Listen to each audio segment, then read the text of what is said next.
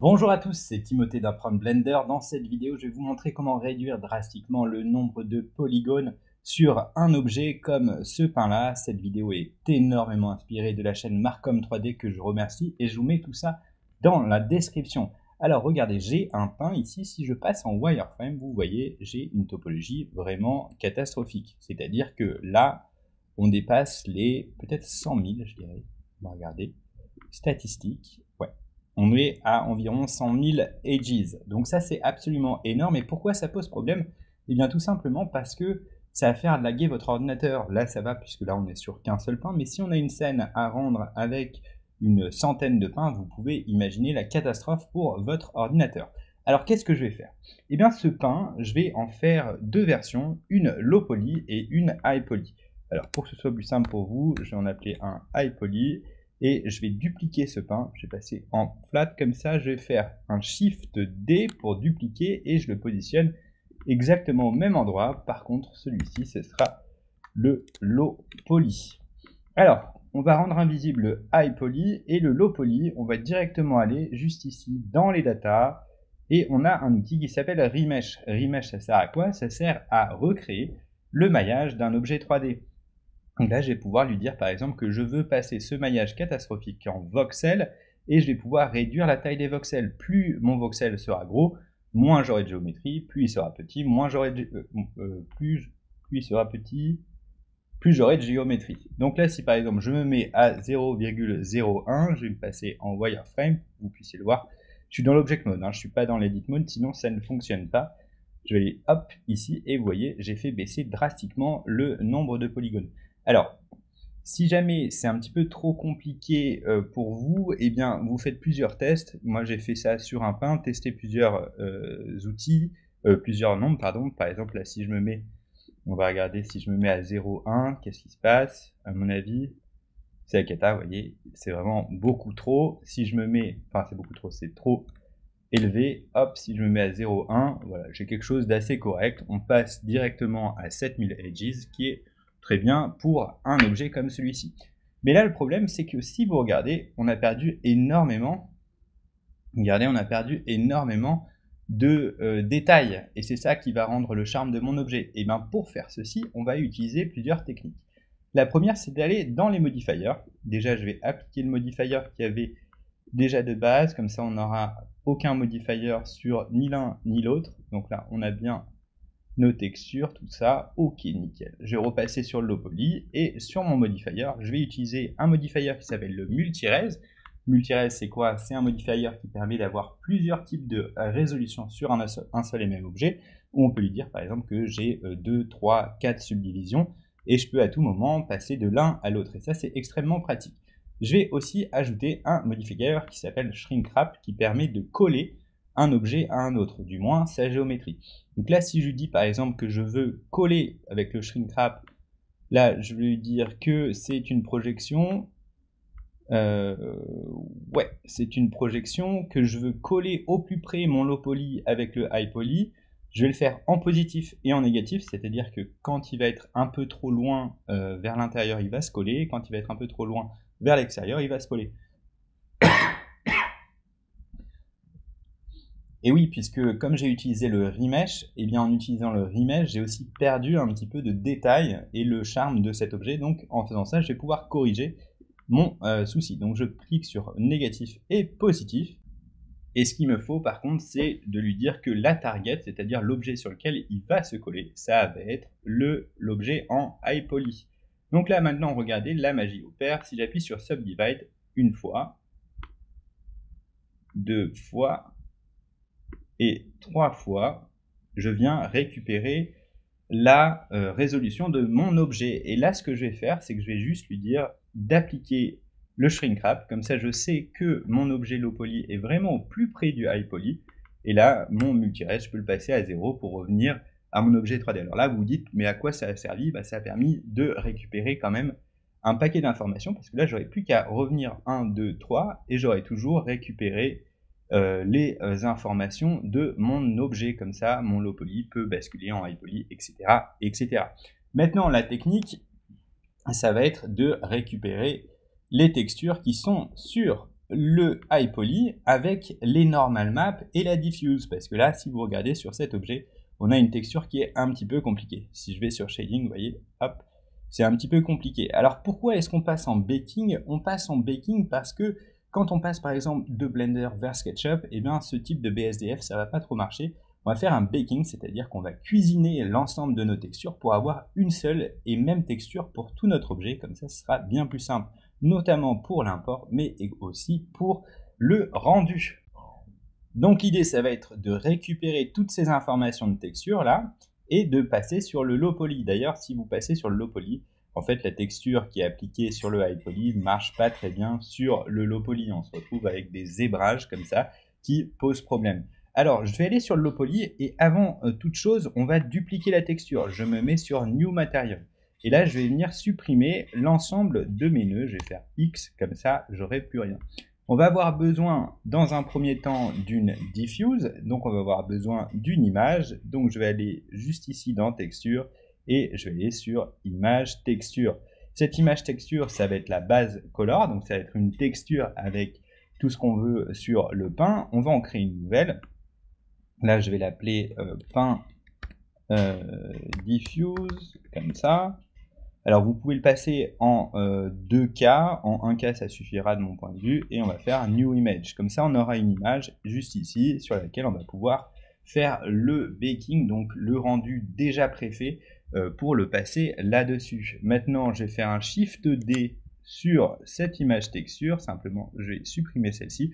Ça va me servir de normal. Alors la normal map, c'est une image qui est entre le bleu et le violet. Et ça sert à quoi? Ça donne des informations à n'importe quel logiciel de 3D pour donner des sortes de petites, comment dire, comme des petits plis organiques à votre objet. Ce serait comme, voilà, on va lui dire, là, il y aura ce sera un petit peu plus en cratère, là, ce sera un petit peu plus élevé.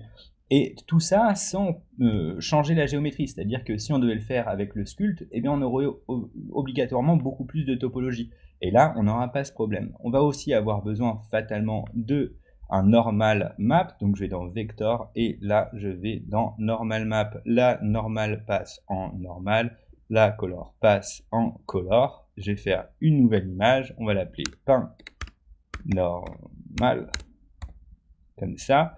Et on va le passer ici en 32 bits et pas en alpha. Hop, comme ceci. Et là, on a bien notre normal et notre diffuse. Il va falloir maintenant qu'on récupère notre objet qui est derrière et qu'on fasse un rendu de nos textures pour pouvoir les basculer sur le low poly, sur la diffuse et sur la normale. Alors, qui dit normal map et diffuse ici sur une texture dit UV. C'est-à-dire l'UV, c'est pas ce qui vous permet de bronzer, non, c'est ce qui permet en fait de faire un dépliage de votre texture. Il faut imaginer que la texture finalement, c'est une image en 2D. Et comment est-ce que Blender va lui importer cette image 2D et venir l'envelopper sur votre objet? Alors pour ça, il faut faire ce qu'on appelle un UV unwrap, c'est-à-dire un dépliage de nos UV. Donc, je vais aller dans le low poly, je vais aller dans l'edit mode, je vais appuyer sur A, comme ça je vais avoir tout mon objet. Je vais dans UV et là, il y a un petit outil qui s'appelle Smart UV Project qui vous permet de le faire bien plus facilement. Donc là, j'appuie sur Smart UV Project. Simplement, je vais dire que je veux avoir une petite marge. Alors, je vais la passer, voilà, une petite marge sur les côtés. Comme ça, on va avoir pas de, comment dire, la texture, s'il n'y a pas de marge avec notre UV, il n'y a pas de marge, on peut avoir des petits liserés noirs et ça pourrait être assez moche. Donc, on appuie sur Unwrap.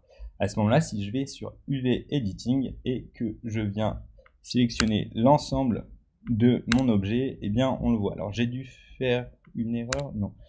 Donc bon, alors ma marge n'était pas très jolie, je vais le refaire, ma marge était bien trop grosse, vous voyez. La marge sur les côtés est bien trop élevée, donc je vais retourner sur le shading, je vais aller dans l'edit mode, c'est pas grave, on peut toujours le refaire. Là je vais faire UV, Smart UV Project, et là par contre j'ai été vraiment loin sur, hop, Smart UV, et là vous voyez j'ai un beau dépliage de mes UV. Alors il est beau, il n'est pas extrêmement beau, mais en tout cas il sera bien pratique. Et par-dessus ça, on va pouvoir faire le baking de nos textures sur le high poly. Bon, maintenant il va falloir faire le baking, c'est-à-dire qu'il va falloir qu'on fasse l'image là qui va donner les normal maps sur mon objet. Donc ce que je vais faire, c'est que je vais aller ici dans le rendu et je vais me passer en cycles. Là au niveau du rendu, on est en 4096, ce qui est beaucoup, donc on va se passer à la limite, j'ai mis 100, mais en vrai vous pouvez même aller beaucoup plus bas, ça posera pas de problème. Et dans performance, les carrés, en fait, les carreaux qui vont être utilisés pour la mémoire cache, on va les passer en 24. C'est des chiffres que là, franchement, vous pouvez mettre vraiment bas. Là, je le fais comme ça pour que ce soit bien propre. Et là, vous voyez, on a baking. Et baking, ça va me permettre de faire le baking des textures qui sont là pour les basculer sur celui-ci. Alors maintenant, j'appuie sur la texture pour comme ça, elle va basculer directement. Là, je vais aller sur le bake, je vais faire bake from multi-res, donc sur le multi-résolution.